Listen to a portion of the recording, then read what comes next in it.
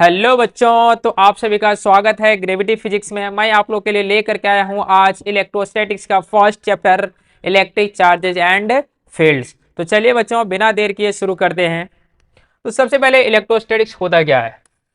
Electrostatics होता क्या है? जब चार्ज रेस्ट पर होता है, जब चार्ज रेस्ट पर होता है तो अपना वो इलेक्ट्रिकल इफेक्ट शो करता है। इसी स्टडीज को हम लोग कहते हैं इलेक्ट्रोस्टैटिक्स। तो सबसे पहले जानते हैं कि जब चार्ज रेस्ट पर होता है तो ये इलेक्ट्रिक फील्ड प्रोड्यूस करता है। जब चार्ज रेस्ट पर होता है तो अपने वो चारों ओर क्या करता है? इलेक्ट्रिक फील्ड को प्रोड्यूस करता है। जब चार्ज कांस्टेंट वेलोसिटी के साथ मूव करता है तो इलेक्ट्रिक फील्ड के साथ साथ मैग्नेटिक फील्ड को भी प्रोड्यूस करता है। लेकिन जब चार्ज रेडिएट करता है, एक्सलरेट करता है, जब चार्ज एक्सलरेट करता है तो इलेक्ट्रोमैग्नेटिक रेडिएशन को प्रोड्यूस करता है। ये हुए चार्जेस के कुछ। नेक्स्ट, अब आते हैं हम लोग इलेक्ट्रिक चार्ज के बारे में। इलेक्ट्रिक चार्ज होता क्या है? Charges of a material body is the property due to which it experiences electrostatic force। किसी भी मटेरियल बॉडी का प्रॉपर्टी है जिसके वजह से इलेक्ट्रोस्टैटिक फोर्स को क्या करता है? एक्सपीरियंस करता है, फील करता है। ये क्या है? Electric charges. इलेक्ट्रिक चार्जेस क्या है? स्केलर क्वांटिटी है। इसका ऐसा यूनिट क्या है? कूलम है। क्या है? कूलम है। Next, types of charges. Charges दो टाइप्स के होते हैं, एक पॉजिटिव और दूसरा नेगेटिव। एक पॉजिटिव और दूसरा नेगेटिव। अब क्या होता है कि किसी भी मटेरियल बॉडी से अगर चार्ज इलेक्ट्रॉन रिमूव करता है, इलेक्ट्रॉन वहां से रिमूव करता है तो उसके ऊपर पॉजिटिव चार्ज आता है, और जो बॉडी इलेक्ट्रॉन को गेन करता है उसके ऊपर नेगेटिव चार्ज आता है। तो क्या होता है कि पॉजिटिव पॉजिटिव क्या करता है? एक दूसरे को रिपेल करता है। नेगेटिव नेगेटिव चार्ज क्या करता है? रिपेल करता है। नेगेटिव पॉजिटिव चार्ज क्या करता है? अट्रैक्ट करता है। नेक्स्ट, इलेक्ट्रिक चार्जेस की property number one, additivity of charges. अगर किसी भी सिस्टम में चार्जेस दे रखा है -1 कूलम, +2 कूलम, -8 कूलम, +4 कूलम, तो सिंपली मैं इसको ऐड कर देता हूं। सिंपली हम लोग को ऐड कर देना है, साइन के साथ ऐड करना है। बच्चों आप ध्यान रखेंगे कि साइन के साथ ऐड कर देंगे। ये हमारा additivity of electric charges. Next, number two conservation of electric charges. किसी भी सिस्टम के ऊपर नेट चार्ज जो होता है वो कंजर्व होता है। जैसे अगर मैं बोलूं कि यहाँ पे एक रॉड है, एक नेगेटिवली चार्ज रॉड है, एक हमारा ये न्यूट्रल मेटल स्फीयर है। ये इनिशियल कंडीशन क्या पूरे सिस्टम का? तो ये इसके पास 0 चार्ज है, इसके पास -4 है, तो फाइनली जो नेट चार्ज आया वो -4 कूलम है। क्या है? -4 कूलम। लेकिन जब हम इस रॉड को मेटल स्फीयर के साथ कांटेक्ट करते हैं, बिल्कुल सटाते हैं, तो सटाने के बाद क्या होता है कि इससे चार्ज कुछ ट्रांसफर होने लगता है। चार्ज जैसे ही ट्रांसफर हुआ, कुछ ट्रांसफर होने के बाद -3 कूलम आया, और इसके पास चार्ज -1 कूलम आया। अगर पूरे सिस्टम की बात करें तो बाद में भी चार्ज के ट्रांसफर होने के बाद भी हमारा नेट चार्जेस कितना है? -4 कूलम। इसका मतलब है सिस्टम के ऊपर जो नेट चार्जेस होगा वो क्या होगा? कंजर्व होगा। ठीक है। Next, next property, quantization of electric charges. Quantization of electric charge क्या होता है कि किसी भी बॉडी के ऊपर जो चार्ज होता है वो integral multiple of elementary charge के बराबर होता है।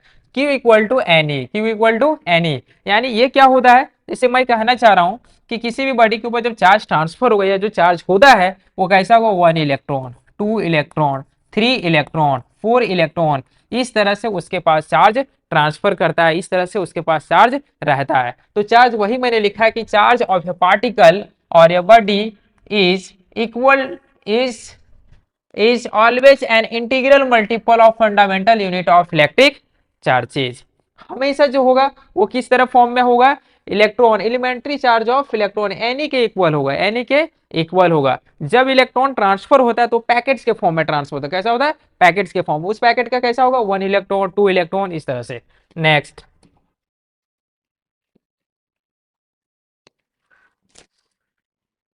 अर्थिंग और ग्राउंडिंग। अर्थिंग और ग्राउंडिंग क्या होता है कि जब किसी भी चार्ज बॉडी को वायर के थ्रू हम अर्थ से कनेक्ट कर देते हैं तो जो इस चार्ज बॉडी के ऊपर चार्ज है वो क्या होता है, इस वायर के थ्रू अर्थ में चला जाता है। जैसे ही सारा चार्ज इसमें चला जाएगा ये हो जाएगा न्यूट्रल, और इसी प्रोसेस को हम लोग कहते हैं अर्थिंग और ग्राउंडिंग। इसी चीज को मैंने लिखा है कि when the charge object is connected to the earth through a conductor, charge object है, कंडक्टर के थ्रू हमने अर्थ से कनेक्ट किया, the all the excess charges on the object flow to the ground, इसके ऊपर जो एक्सेस चार्जेस होगा क्या होगा, ग्राउंड में फ्लो करने लगेगा। जैसे ग्राउंड में फ्लो करेगा इट बिकम्स न्यूट्रल, ये क्या हो जाएगा, न्यूट्रल हो जाएगा। इसी को हम लोग कहते हैं अर्थिंग। नेक्स्ट,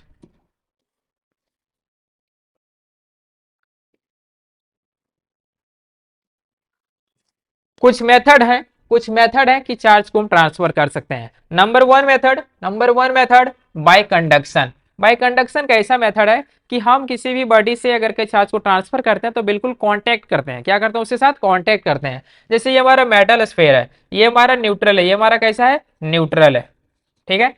अब इस मेटल स्फेयर को हमने क्या किया, प्लास्टिक रॉड को, ये हमारा नेगेटिवली चार्ज बॉडी है, इस प्लास्टिक रॉड को इसके साथ कांटेक्ट किया, सटा दिया। जैसे हमने कांटेक्ट किया चार्ज ट्रांसफर हो गया, चार्ज ट्रांसफर हुआ यानी कि इसको ये क्या हो गया, हमारा चार्ज बॉडी हो गया। तो सिर्फ कांटेक्ट करने से जब कोई बॉडी चार्ज को ट्रांसफर करता है तो वो बॉडी क्या होता है, चार्ज हो जाता है। इसी को हम लोग कहते हैं bye conduction method. Next, by friction. By friction, अब होता क्या है,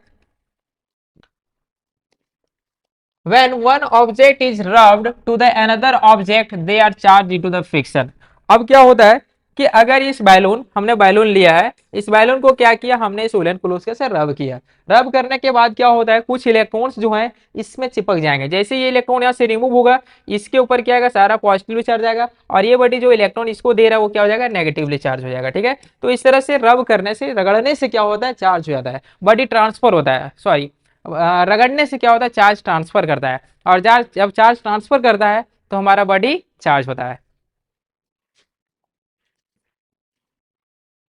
number third, by induction. By induction, इसमें क्या होता है, इस मेथड में हम किसी भी चार्ज बॉडी को अनचार्ज बॉडी के साथ कांटेक्ट नहीं करते हैं, बल्कि उसके पास ले जाते हैं, टच नहीं करते हैं बल्कि उसके पास ले जाते हैं। एक एग्जांपल मैंने ले रखा है कि एक हमारा नेगेटिवली चार्ज रॉड है, नेगेटिवली चार्ज रॉड है, इसको हमने क्या किया, किसी न्यूट्रल कंडक्टिंग स्फेयर है। न्यूट्रल कंडक्टिंग स्फेयर कहने का मतलब है कि जितना इसके पास पॉजिटिव चार्ज है उतना ही इसके पास नेगेटिव चार्ज है। तो ये न्यूट्रल कंडक्टिंग स्फेयर है, इस न्यूट्रल कंडक्टिंग स्फेयर के पास जैसे हम लेके गए, क्या होता है, इसके पास में एक साइड में क्या आएगा, एक साइड में क्या आएगा, पॉजिटिव चार्ज, और दूसरे साइड में क्या आएगा, नेगेटिव चार्ज। यानी कि नेगेटिव चार्ज वाला रॉड जो है इसके पास में नजदीक में एक सरफेस पे सिर्फ पॉजिटिव चार्ज दिखेगा, सिर्फ पॉजिटिव चार्ज, और दूसरे सरफेस पे क्या आएगा, नेगेटिव चार्ज।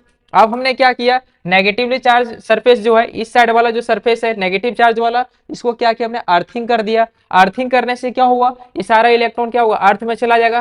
फाइनली इस बॉडी के ऊपर कैसा चार्ज आएगा, पॉजिटिव चार्ज आएगा। तो हमने देखा कि इस नेगेटिवली चार्ज रॉड को इसके साथ कांटेक्ट नहीं किया, फिर भी ये हमारा जो है metal sphere, neutral conducting sphere, ये क्या हो गया, चार्ज हो गया। इस मेथड को हम लोग कहते हैं चार्जिंग बाय इंडक्शन। नेक्स्ट,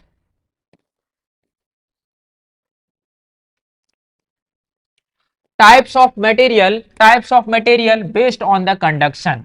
अब नंबर वन टॉपिक है हमारा कंडक्टर। क्या है, कंडक्टर। कंडक्टर क्या होता है, ऐसा सब्सटेंस जिसकी रेसिस्टिविटी बहुत ही कम होती है, जिसकी रेसिस्टिविटी बहुत कम होती है और कंडक्टिंग वैल्यू बहुत ही ज्यादा होती है, ऐसे सब्सटेंस को हम लोग कहते हैं कंडक्टर। अब कंडक्टर के कुछ एग्जांपल हैं, जैसे सिल्वर, सॉरी यहाँ पे सिल्वर होगा by mistake, silver, copper, aluminium, tungsten, mercury, etc, ये सारे क्या है, ये सारे क्या है, कंडक्टर है, ठीक है। Next, insulator. Next, insulator, the substance having very high value of resistivity, जिसकी रेसिस्टिविटी वैल्यू बहुत ही ज्यादा होती है और कंडक्टिंग वैल्यू बहुत ही कम होती है, ऐसे मटेरियल को हम लोग कहते हैं insulator. Example wood, glass, quartz, diamond, paper, air, etc, ये सब सारी चीजें, ठीक है, ये क्या है, इंसुलेटर है। Next, semiconductor. Semiconductor, the substance having resistivity और conductivity in between conductors and insulator. ऐसे सब्सटेंस जिसकी रेसिस्टिविटी और कंडक्टिविटी किसके बीच लाई करेगा, कंडक्टर एंड इंसुलेटर। ऐसे मटेरियल्स को हम लोग कहते हैं सेमीकंडक्टर। इसके एग्जांपल्स हैं सिलिकॉन और जर्मेनियम। नेक्स्ट चलिए बच्चों, अब हम लोग पढ़ते हैं कुलाम्स लॉ के बारे में। कुलाम्स लॉ ने बताया है कि दो चार्जेस के ऊपर कितना अट्रैक्शन या रिपल्शन फोर्स लगता है। तो उन्होंने बताया है कि अगर मान लिया मैं दो चार्जेस लिया Q1 और ये Q2, इन दोनों चार्जेस को अगर सेपरेट किया स्मॉल r डिस्टेंस के साथ में, तो उन्होंने बताया कि जो अट्रैक्शन या रिपल्शन फोर्स होगा इन दोनों चार्जेस के प्रोडक्ट के इक्वल होगा। तो force is directly proportional to Q1 into Q2। दूसरा बताया कि अगर ये दोनों चार्जेस के बीच का सेपरेशन r है तो क्या होगा, force is inversely proportional to the square of the distance.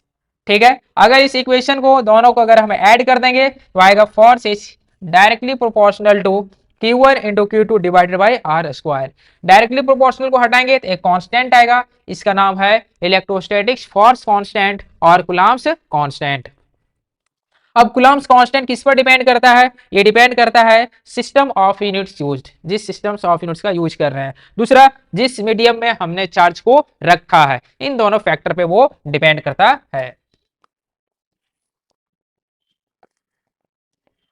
अब अगर हम ये पूछें कि अगर दो चार्जेस हमने लिया, वन कूलम्ब का दोनों चार्जेस है, दोनों चार्जेस को 1 मीटर डिस्टेंस पे हमने सेपरेट करके रखा है, तो इसके ऊपर फोर्स कितना लगेगा, तो इसके ऊपर फोर्स कितना लगेगा, वही फॉर्मूला यूज करेंगे, फोर्स इक्वल टू के Q1 into Q2 divided by r square. K का वैल्यू होता है 1/4 पाई एप्सिलॉन नॉट इंटू, यहाँ पे चार्ज का जो चार्ज लेंगे हम वो 1 यूनिट लेंगे और डिस्टेंस क्या लेंगे 1 यूनिट लेंगे। तो फोर्स ऑफ अट्रैक्शन लगेगा कितना या रिपल्शन, वो आएगा 10 इंटू 10 का पावर 9 इंटू 10 का पावर 9 न्यूटन आएगा।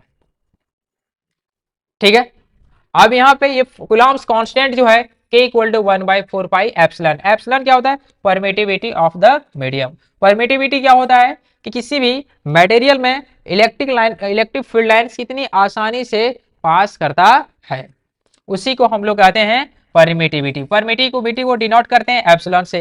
Epsilon equal to epsilon not into epsilon r. Air और वैक्यूम के लिए जो एप्सिलॉन आर होता है वो होता है 1। वो क्या होता है, 1 होता है।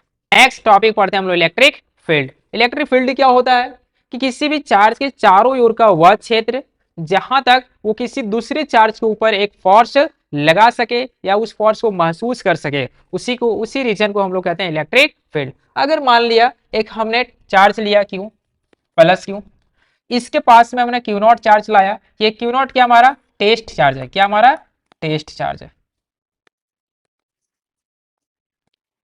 Test charge.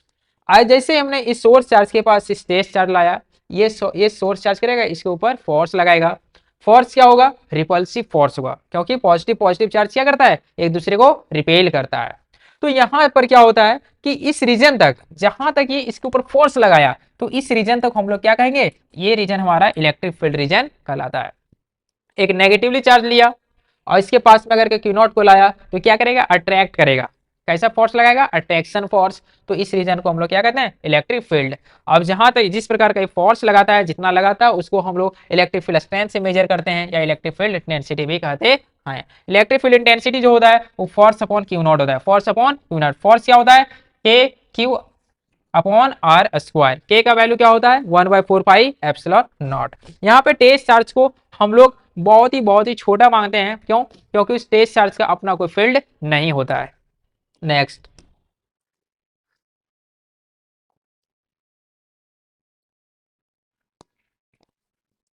अगर हमारा Q0 टेस्ट चार्ज को अगर हम पॉजिटिव लेते हैं, क्या लेते हैं, पॉजिटिव लेते हैं, तो क्या होता है, इलेक्ट्रिक फोर्स का जो डायरेक्शन होगा वो इलेक्ट्रिक फील्ड के अलोंग ही होगा। अगर टेस्ट चार्ज हमारा नेगेटिव है तो हमारा जो इलेक्ट्रोस्टैटिक फोर्स का जो डायरेक्शन होगा वो इलेक्ट्रिक फील्ड के अपोजिट में होगा। ठीक है, इलेक्ट्रिक फील्ड हमारा कैसा है, वेक्टर क्वांटिटी है। इलेक्ट्रिक फील्ड का असाइनमेंट क्या होता है, न्यूटन पर कूलम्ब, न्यूटन पर कूलम्ब।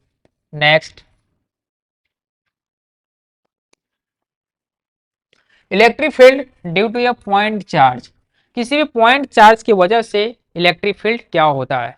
तो यहाँ पर देखते हैं बच्चों हम लोग, जैसे हमने यहाँ लिया सोर्स चार्ज प्लस Q, क्या लिया, प्लस क्यू। इसके पास हमने लाया है क्यू नॉट, जो इलेक्ट्रिक फील्ड स्ट्रेंथ को डिटेक्ट कर रहा है। क्यू नॉट को जैसे लाया, ये रिपल्सिव फोर्स लगाया, तो यहाँ पे इस due to the single charge, ये क्यू चार्ज की वजह से कितना इलेक्ट्रिक फील्ड होगा। इसको हम कैसे फाइंड आउट करेंगे, सबसे पहले लिखेंगे force exerted on the Q not by Q. तो फोर्स क्या होगा, अब मैं पहले ही बताया, गुलाब सलो ने बताया है कि दो चार्जेस के बीच का जो फोर्स होगा वो क्या होगा, 1/4πε0 Q, Q not divided by r square. Q हमारा ये वाला है, क्यू नॉट हमारा ये, दोनों चार्ज के बीच का जो फोर्स लग रहा है, ठीक है। अब यहाँ पे क्या है कि इस चार्ज के ऊपर अगर इसको हम वेक्टर फॉर्म में लिखें तो आएगा आर वेक्टर, ठीक है, आर वेक्टर अपॉन आर। तो इसको हमने सिंप्लीफाई करके लिखा है। इलेक्ट्रिक फील्ड स्ट्रेंथ क्या होता है, force upon Q not. Force हमें दे रखा है, क्यू नॉट से डिवाइड करेंगे तो हमारा फोर्स इलेक्ट्रिक फील्ड इंटेंसिटी ये आएगा, ठीक है। ग्राफ कैसा होगा, यानी कि इनवर्सली प्रोपोर्शनल टू रेडियस है, सेपरेशन है, यानी कि अगर डिस्टेंस को बढ़ाएंगे बढ़ाएंगे तो इलेक्ट्रिक फील्ड स्ट्रेंथ क्या होगा, डिक्रीज करेगा। क्या करेगा, ये डिक्रीज करेगा।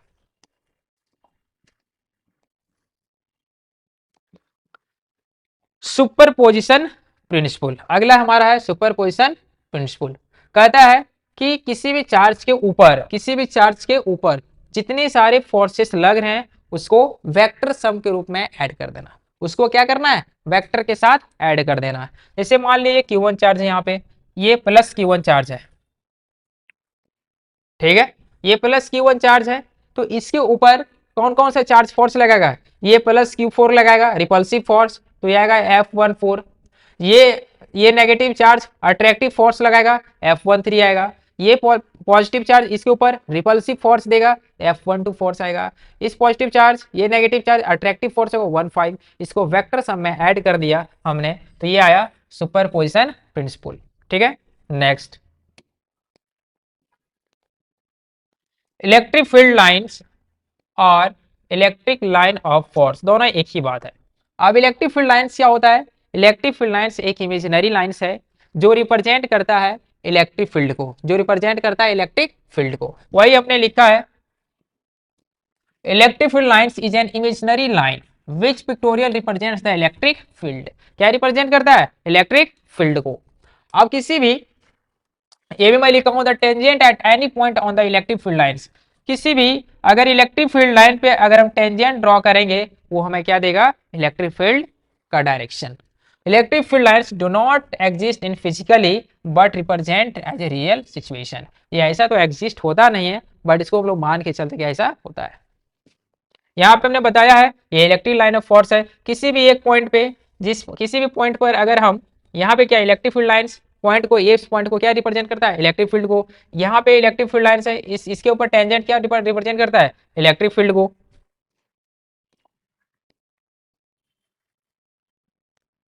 नेक्स्ट,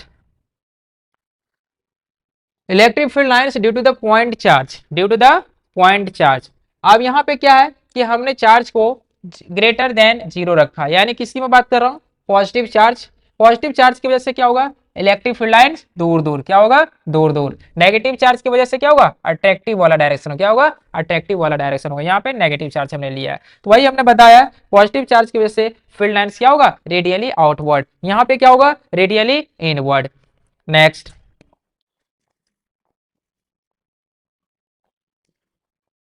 अब हमने दो चार्जेस लिया, एक पॉजिटिव और एक नेगेटिव चार्ज। इसकी वजह से फील्ड लाइन कैसा होता है, एक्चुअली पॉजिटिव चार्जेस के फील्ड लाइन क्या होता है, यहाँ से ऑरिजिनेट करता है, यहाँ से क्या होता है, ऑरिजिनेट, यहाँ से निकलेगा और यहाँ पे घुस जाएगा, यानी यहाँ से निकला और यहाँ पे घुस आया। तो इस तरह से ये हमारा फील्ड लाइन्स बताया, ठीक है। अगर दो हम पॉजिटिव चार्ज लेते हैं, यहाँ भी पॉजिटिव चार्ज, ये भी पॉजिटिव चार्ज, तो पॉजिटिव पॉजिटिव चार्ज की वजह से क्या होगा, ये क्या करेगा, ये टकराएगा नहीं, ये क्या होगा, यहाँ पे निकलेगा, इधर भी निकलेगा, और इस लाइन पे एक ऐसा सेंटर पॉइंट होगा जहाँ पे क्या होगा, इलेक्ट्रिक फील्ड जीरो होगा। तो फाइनली ये यहाँ से ऐसे मूव कर जाएगा, ये भी मूव कर जाएगा, आगे मीट क्रॉस एक दूसरे को नहीं करेगा, ठीक है। Next,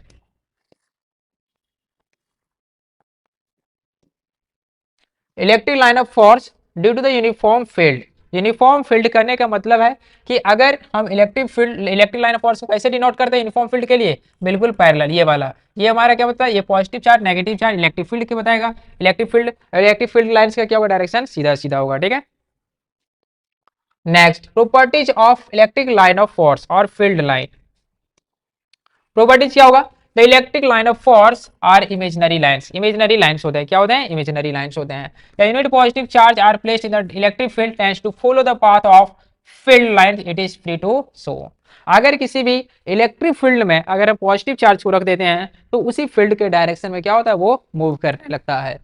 electric field lines originate from positive charge, electric field lines हमेशा पॉजिटिव चार्ज से ऑरिजिनेट करता है और नेगेटिव चार्ज पे टर्मिनेट करता है। किसी भी अगला point, the tangent at any electric field lines at any point the direction of the electric field at that point.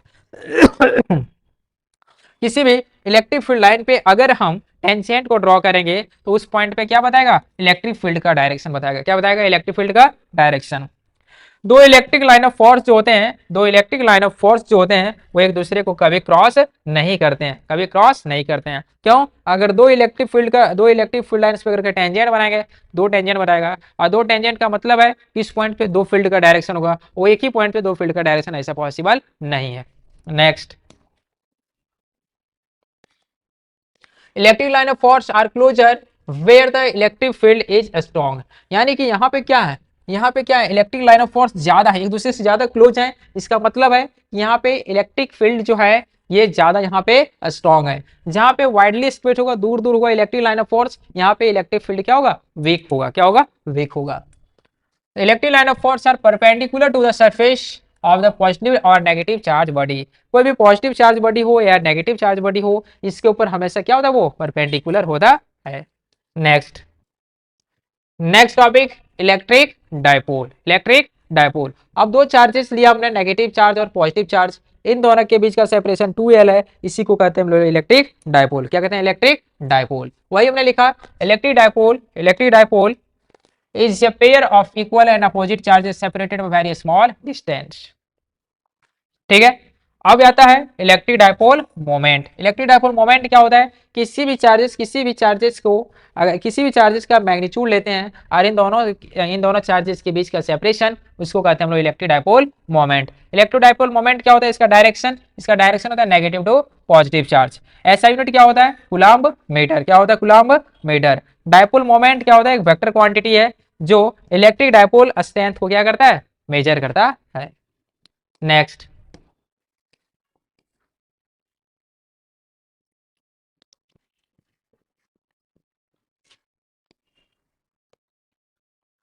Next topic, electric field intensity due to an electric dipole. अब electric field intensity क्या होगी, dipole की वजह से हमने दो charge लिया, -q +q, इन दोनों चार्जेस के बीच का सेपरेशन 2L है। अब क्या होता है, इस नेगेटिव चार्ज की वजह से क्या होगा, इलेक्ट्रिक फील्ड अंदर की ओर इधर ही आएगा, पॉजिटिव चार्ज से इलेक्ट्रिक फील्ड दूर की ओर जाएगा, दूर की ओर। अब यहाँ पे इस पॉइंट पे क्या निकालना, मैं नेट इलेक्ट्रिक फील्ड। तो नेट इलेक्ट्रिक फील्ड क्या होगा, EB माइनस EA। क्यों, दो वेक्टर्स क्या है, इक्वल और अपोजिट हैं। तो ड्यू टू द पहले लिखेंगे electric field at point, due to the point A, इस ए पॉइंट की वजह से यानी नेगेटिव चार्ज की वजह से इलेक्ट्रिक फील्ड क्या आएगा, KQ/R²।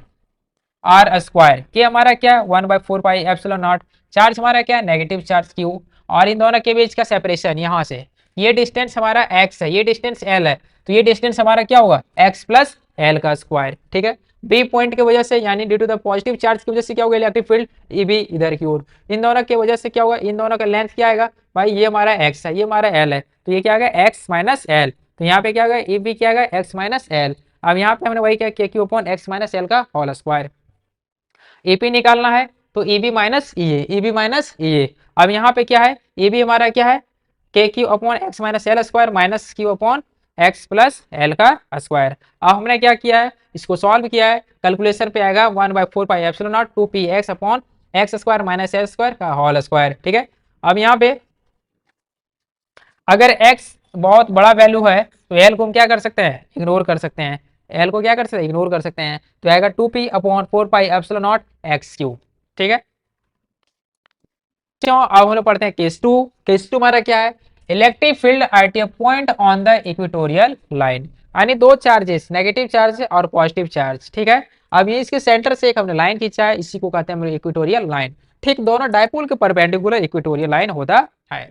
अब इसको अगर यहाँ पे हमें net electric field intensity find out करना है, नेट इलेक्ट्रिक फील्ड इंटेंसिटी क्या होगा, due to the positive charge और due to the negative charge. वही हमने लिखा है EQ equal to EA plus EB, यानी electric field due to the point B plus due to the electric field A।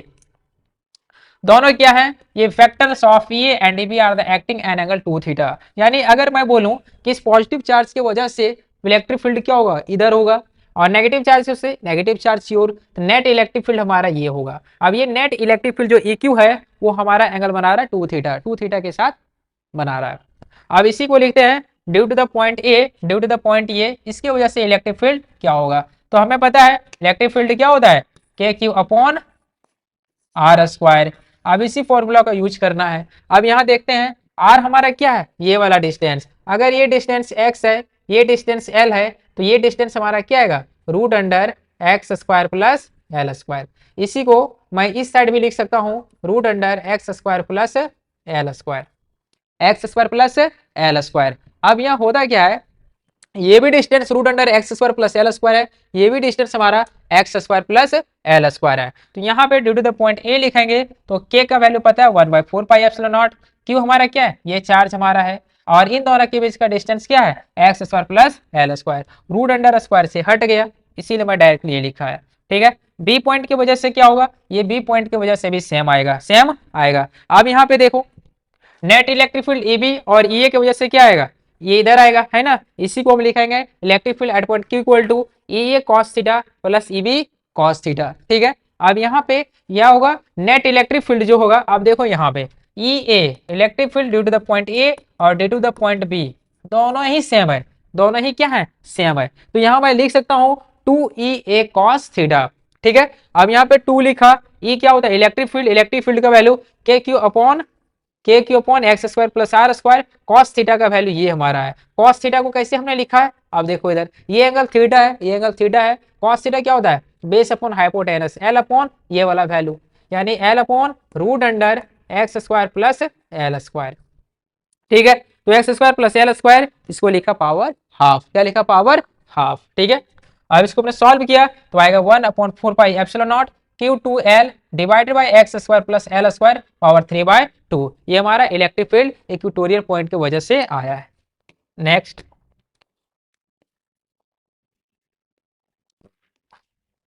Torque on an electric dipole in a uniform electric field.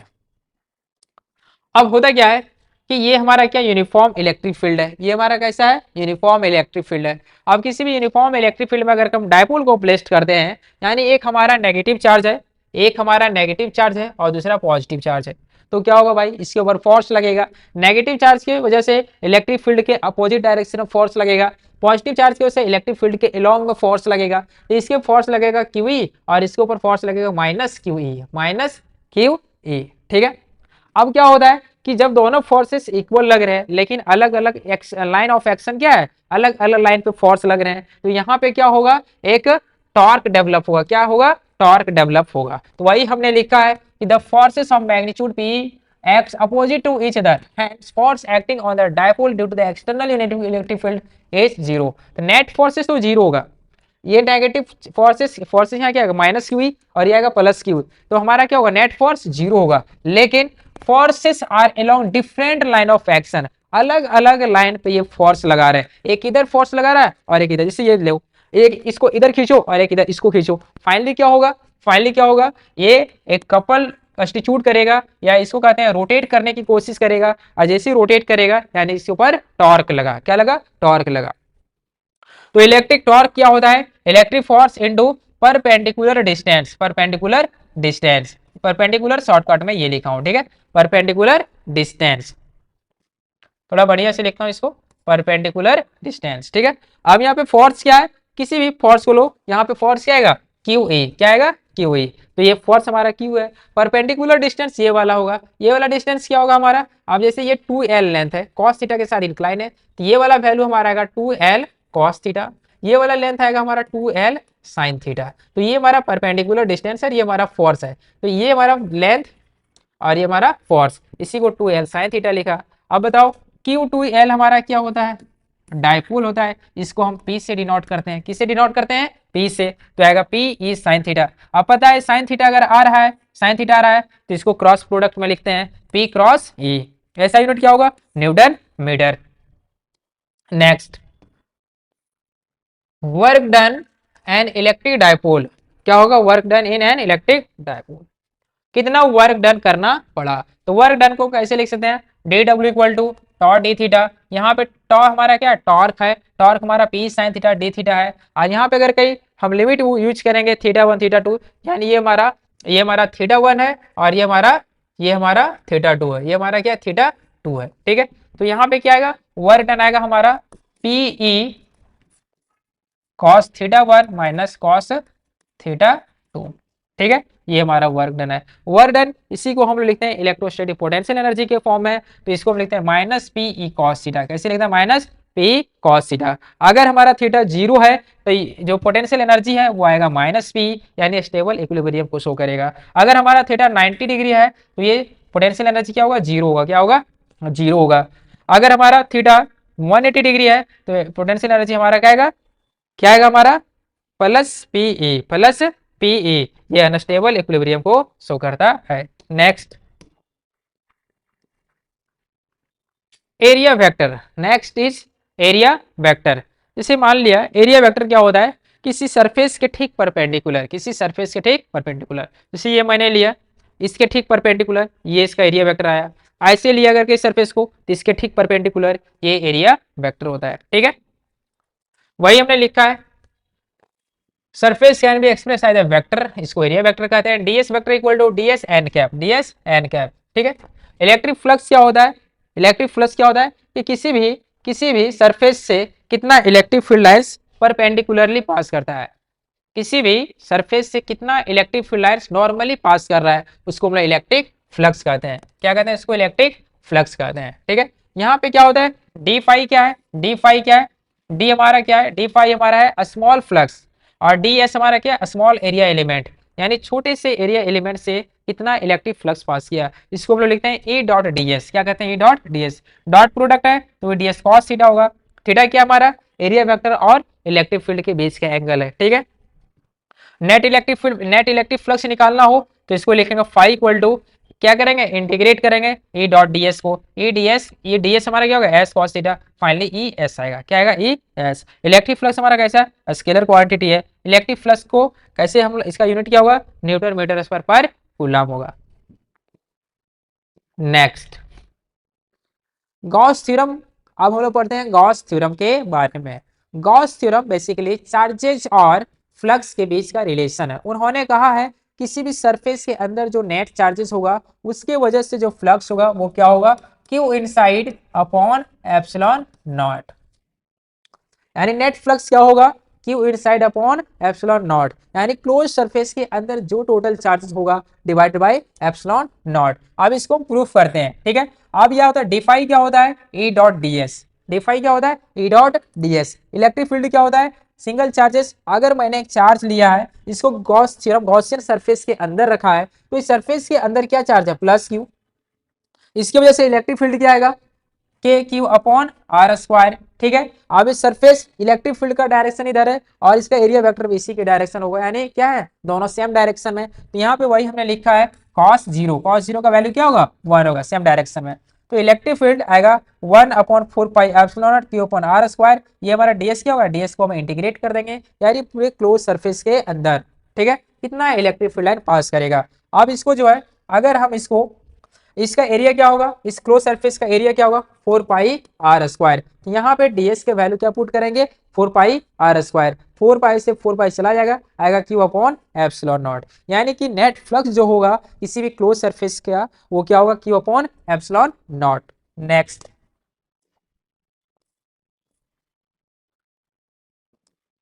Deduction of Coulomb's law from Gauss theorem. कैसे Gauss theorem से हम Coulomb's law को prove कर सकते हैं? आप पता है नेट फ्लक्स क्या होगा? ई dot D S integration of close surface. ये क्या बताता है? Closed surface Q upon epsilon not. अब जो है ई हमारा क्या है? ई और ds हमारा क्या है? सेम डायरेक्शन में। क्या है? सेम डायरेक्शन में। E ds equal to Q upon epsilon naught. E D S हमारा क्या है, एरिया, एरिया क्या हमारा इसका 4 पाई r²। इस 4 पाई r² को इधर कर देंगे, आएगा equal to Q upon 4 pi epsilon naught r²। अब जो है ये, अब ये due to the point charge की वजह से होगा। अगर हम किसी भी पॉइंट पे यहाँ पे अगर क्यू नॉट चार्ज को लाएंगे तो फोर्स क्या आएगा, इलेक्ट्रिक फील्ड यहाँ पे कैलकुलेट कर सकते हैं। फोर्स क्या हुआ है, Q into Q not divided by 4 pi epsilon into r²। यही क्या बताता है, कूलम्ब्स लॉ। क्या बताता है, कूलम्ब्स लॉ। नेक्स्ट,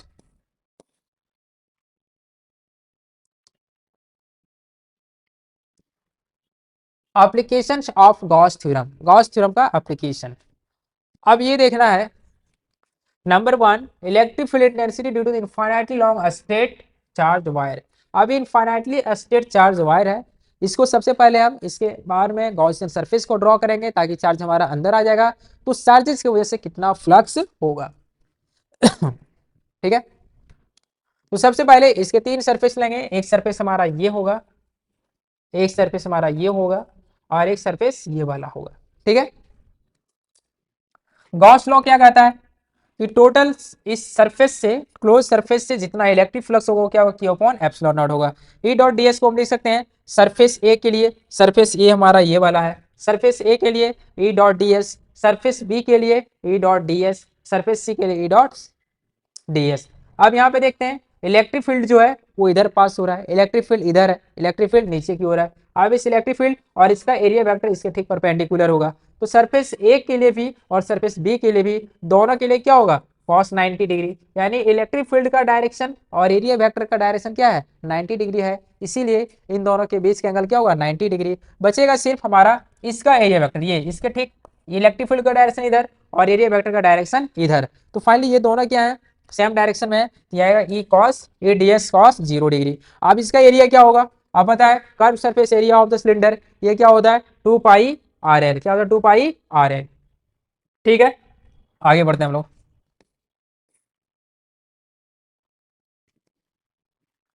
ठीक है, अब यहाँ पे 2 pi r e into 2 pi r l equal to क्या है, क्यू अपॉन एप्सिलॉन नॉट। अब यहाँ पे क्यू इक्वल टू मैं लिख सकता हूँ, यहाँ पे सर्फ लीनियर चार्ज डेंसिटी है तो Q equal lambda equal to Q upon L लिखेंगे। अगर हमें चार्ज निकालना है तो चार्ज को लैम्डा एल लिख सकते हैं। अब वही हमने किया, क्यू अपॉन एप्सिलॉन नॉट, इसके जगह पे हमने लैम्डा एल पुट किया डिवाइडेड बाय एप्सिलॉन नॉट, इसको सॉल्व किया, फाइनली आएगा 2 lambda upon R into 1/4 pi epsilon naught. ठीक है, वेक्टर फॉर्म में लिखेंगे इस तरह से। ठीक है, इलेक्ट्रिक फील्ड का डायरेक्शन क्या होगा, radially outward from the positive charge. Next, चलिए बच्चों अब हम लोग केस 2 के बारे में पढ़ते हैं, electric field intensity due to the infinitely long thin plane sheet. ठीक है, ये थीन प्लेन शीट है, इसके ऊपर सिग्मा क्या है, पॉजिटिव चार्ज है। अब क्या किया हमने, इसको गॉसियन सरफेस के अंदर रखा है, यहाँ क्या है, इसका ये एरिया है, ये क्या है, एरिया है, ये इसका इलेक्ट्रिक फील्ड है, यानी कि ये जो एरिया है वो इलेक्ट्रिक फील्ड के डायरेक्शन में है। यहाँ पर क्या है, इस सरफेस के लिए इलेक्ट्रिक फील्ड जिस डायरेक्शन में है, एरिया उसी डायरेक्शन में है, एरिया उसी डायरेक्शन में है। इस सरफेस के लिए अगर हम बात करेंगे तो इलेक्ट्रिक फील्ड इधर और एरिया वेक्टर इधर, तो गॉस थ्योरम का यूज करते हैं हम लोग। गॉस थ्योरम क्या होता है, net flux equal to Q upon epsilon naught. इस एरिया ए के लिए अगर लेते हैं, एरिया ए के लिए तो ई डी एस, बी के लिए लेते हैं ई डी एस, और सी के लिए लेते हैं तो ई डी एस। अब E D S area A के लिए 0 डिग्री हो, क्यों, इलेक्ट्रिक फील्ड और एरिया वेक्टर दोनों सेम डायरेक्शन में है, तो आएगा cos 0। बी के लिए अगर लेंगे तो इलेक्ट्रिक फील्ड और एरिया वेक्टर सेम डायरेक्शन में है, तो ये cos 0 होगा। यहाँ पर देखते हैं इलेक्ट्रिक फील्ड और एरिया वेक्टर इस सरफेस के लिए क्या है, दोनों परपेंडिकुलर है 90 डिग्री, ये क्या होगा 90 डिग्री। ठीक है, और ये तो टोटल, ये तो हमारा 0 हो गया, ये टर्म हमारा क्या हो गया, 0 हो गया, तो आएगा यहाँ पे 2 cos 2 ई डी एस, 2 ई डी एस, यानी 2 ई डी एस ये आया। ठीक है, इसका एरिया क्या होगा, इसका एरिया क्या होगा, पाई आर स्क्वायर, क्या होगा, पाई आर स्क्वायर। नेक्स्ट, अब यहाँ पे चार्ज को हम यहाँ पे एक चीज बताते हैं, surface charge density sigma equal to Q upon S, Q upon area लिखते हैं ज्यादा अच्छा रहेगा, क्यू अपॉन ए। ठीक है, यहाँ पे क्या है, चार्ज को अगर लिखेंगे क्या आएगा, sigma into area, sigma into area. तो यहाँ पे जो है चार्ज को हम डायरेक्टली पुट करेंगे सिग्मा इंटू एरिया, एरिया क्या हो जाएगा हमारा पाई आर स्क्वायर, तो 2e pi R square equal to sigma pi R square upon epsilon naught, pi R square pi R square चला गया, आंसर आएगा sigma equal to sigma upon 2 two epsilon naught, vector form में ऐसा denote कर सकते हैं, ठीक है। तो फाइनली डायरेक्शन क्या होगा इलेक्ट्रिक फील्ड इंटेंसिटी का, normal to the plane and away from the positive charge. एक चीज और important, electric field intensity Gaussian surface के साइज और शेप पर डिपेंड नहीं करता है।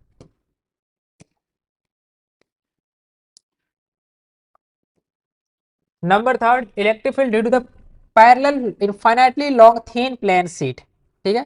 आप देखते हैं ये थिन प्लेन शीट है, इस पॉजिटिव चार्ज की वजह से इलेक्ट्रिक फील्ड का डायरेक्शन इधर, ठीक है। तो ये रीजन 1 लेते हैं, पहले रीजन 1 लेते हैं, रीजन 2 लेते हैं और रीजन 3 लेते हैं। रीजन 1 की बात करेंगे तो क्या होगा, इस पॉजिटिव चार्ज की वजह से इलेक्ट्रिक फील्ड इधर, इस पॉजिटिव चार्ज की वजह से इलेक्ट्रिक फील्ड इधर, यानी नेट इलेक्ट्रिक फील्ड क्या होगा E1 प्लस E2, ठीक है। इसके ऊपर सिग्मा 1 अगर के सरफेस का डेंसिटी है और इसके ऊपर सिग्मा 2, तो sigma 1 plus sigma 2 upon 2 epsilon not हो जाएगा।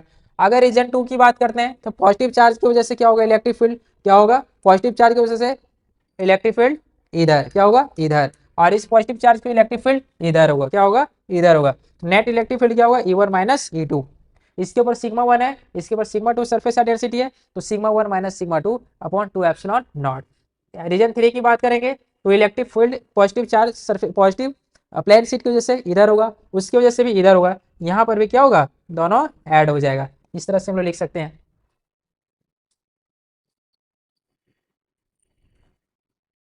नेक्स्ट केस 2 के बारे में बात करते हैं कि अगर इस सरफेस चार्ज इसके ऊपर अगर के सिग्मा 1 सरफेस चार्ज डेंसिटी हो, इसके ऊपर सिग्मा 2 हो, लेकिन इसके ऊपर पॉजिटिव और इसके ऊपर नेगेटिव, इसके ऊपर पॉजिटिव और इसके ऊपर नेगेटिव, तो होता क्या है इस पॉजिटिवली चार्ज सरफेस डेंसिटी की वजह से इलेक्ट्रिक फील्ड इधर आएगा, इलेक्ट्रिक फील्ड E1 इधर आएगा, नेगेटिव चार्ज की वजह से क्या आएगा, नेगेटिव चार्ज की वजह से इधर जाएगा। तो फाइनली यहाँ पर नेट इलेक्ट्रिक फील्ड जो होगा वो क्या होगा E1 माइनस E2। E1 हमारा क्या होता है sigma upon 2 epsilon not, sigma 1 है। E2 हमारा क्या होगा minus sigma 2 divided by epsilon naught, ठीक है। इसको कैलकुलेट करेंगे। रीजन 2 की बात करेंगे तो electric field positive charge surface इस पॉजिटिव चार्ज की वजह से इधर, नेगेटिव चार्ज की वजह से भी इधर ही होगा, तो नेट इलेक्ट्रिक फील्ड जुड़ जाएगा, तो sigma 1 plus sigma 2 upon 2 epsilon naught. इस रीजन में अगर बात करते हैं तो पॉजिटिव चार्ज की वजह से इलेक्ट्रिक फील्ड इस डायरेक्शन में, नेगेटिव चार्ज की वजह से इस डायरेक्शन में, तो नेट इलेक्ट्रिक फील्ड क्या होगा E1 minus E2। Next plus sigma and minus sigma, अगर इस प्लेट के ऊपर प्लस सिग्मा चार्ज हो और इस प्लेट के ऊपर माइनस सिग्मा, तो क्या होता है इस इसके ऊपर पॉजिटिव चार्ज प्लेट है तो इसकी वजह से इलेक्ट्रिक फील्ड इस डायरेक्शन में यानी E1 इस डायरेक्शन में, इसके ऊपर नेगेटिव चार्ज है यानी इसकी वजह से इलेक्ट्रिक फील्ड इस डायरेक्शन में होगा, तो नेट इलेक्ट्रिक फील्ड क्या होगा E1 minus E2। E1 minus E2 को सॉल्व करेंगे तो क्या आएगा same charge surface same charge surface density है तो जीरो आएगा इस रीजन में। इस रीजन में क्या होगा पॉजिटिव चार्ज की वजह से इस डायरेक्शन में, नेगेटिव चार्ज की वजह से भी इसी डायरेक्शन में, तो यहाँ पे नेट इलेक्ट्रिक फील्ड एडअप हो जाएगा, क्या हो जाएगा एडअप हो जाएगा। तो यहाँ पे नेट इलेक्ट्रिक फील्ड क्या आएगा सिग्मा अपॉन एप्सिलॉन नॉट। इस रीजन में देखते हैं तो E1 क्या आएगा पॉजिटिव चार्ज की वजह से इलेक्ट्रिक फील्ड इधर, नेगेटिव चार्ज की वजह से इधर, तो फाइनली E इक्वल टू क्या आएगा E1 minus E2 equal to zero, क्या आएगा जीरो आएगा।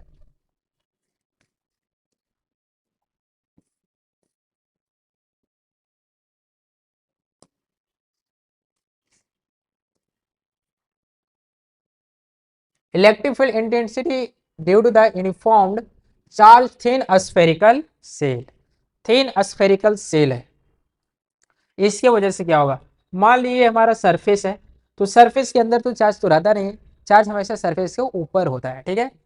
याद रखना हमेशा चार्ज हमेशा सरफेस के ऊपर रहता है। अब होता क्या है कि अगर हम इस सरफेस के बाहर अगर चार्ज निकालना है तो इसके बाहर में गॉसियन सरफेस ड्रॉ करेंगे, क्या ड्रॉ करेंगे गॉसियन सरफेस। क्या होगा हमारा Gaussian surface, Gauss law use करेंगे तो फाई क्या होगा close surface E dot D S equal to Q upon epsilon naught, ठीक है। यहाँ पे ई डी एस क्या होगा सेम डायरेक्शन, अगर इलेक्ट्रिक फील्ड पॉजिटिव चार्ज से इस डायरेक्शन में है तो इसका एरिया वेक्टर भी क्या होगा इसी डायरेक्शन में है, सेम डायरेक्शन में है क्या ई और डी एस सेम डायरेक्शन में है, तो E D S equal to Q upon epsilon naught, E D S क्या होगा Q upon epsilon naught, area क्या हो जाएगा इसका एरिया क्या होगा 4 पाई r स्क्वायर। लेकिन अगर इसकी एरिया बाहर वाला गॉसियन सरफेस का निकालना है तो इसकी रेडियस r है, तो बाहर वाला क्या आएगा 4 पाई r स्क्वायर, क्या आएगा 4 pi r square equal to Q upon epsilon not, electric field आएगा Q upon 4 pi epsilon not into r square, ये आ गया इलेक्ट्रिक फील्ड। केस 2 के बारे में बात करते हैं, केस 2 के बारे में at the surface of the shell. अब इस सरफेस के ऊपर हम निकालते हैं electric field. Net electric field क्या होगा? तो सबसे पहले फ्लक्स क्या होता है? E dot D S equal to Q upon epsilon naught. E D S क्या होगा? सेम डायरेक्शन में, ये दोनों क्या है? सेम डायरेक्शन में है। तो E D S upon Q by epsilon not. A into D S इसका क्या है? क्लोज सरफेस का इसका एरिया क्या है? 4 पाई आर स्क्वायर। यहाँ पे क्या है इसकी रेडियस? Capital R. इसकी एरिया हो गया 4 pi capital R square. 4 pi epsilon naught, sorry 4 pi R square equal to Q upon epsilon naught. ये क्या आएगा? Q upon 4 pi epsilon naught R square. Next,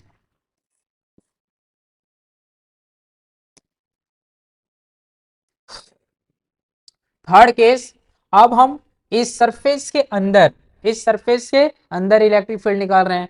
क्या होता है? Gauss law. Net flux equal to E D S equal to Q upon epsilon naught. यहाँ E और D S क्या same direction में है, तो क्या होगा? D S cos zero. E D S इसका एरिया क्या होगा? इसका एरिया अंदर वाला क्या होगा? R dash. इसका रेडियस आर डैश है, तो 4 पाई आर डैश का square equal to Q upon epsilon naught. Solve करेंगे, ये आएगा। चार्ज क्या है इसके अंदर? चार्ज इसके अंदर क्या है? जीरो है। क्यू का वैल्यू जीरो पुट करें, नेट इलेक्ट्रिक फील्ड जीरो आएगा। क्या आएगा? जीरो आएगा। ग्राफ कैसे होगा आप देखते हैं। ये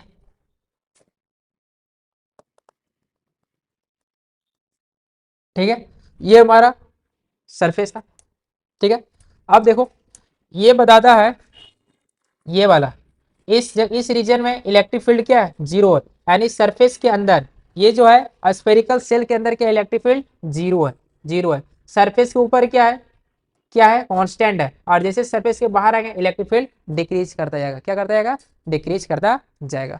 नेक्स्ट, तो फाइनली बच्चों आपका ये टॉपिक कंप्लीट हुआ। तो मिलते हैं फिर अगले चैप्टर में हम लोग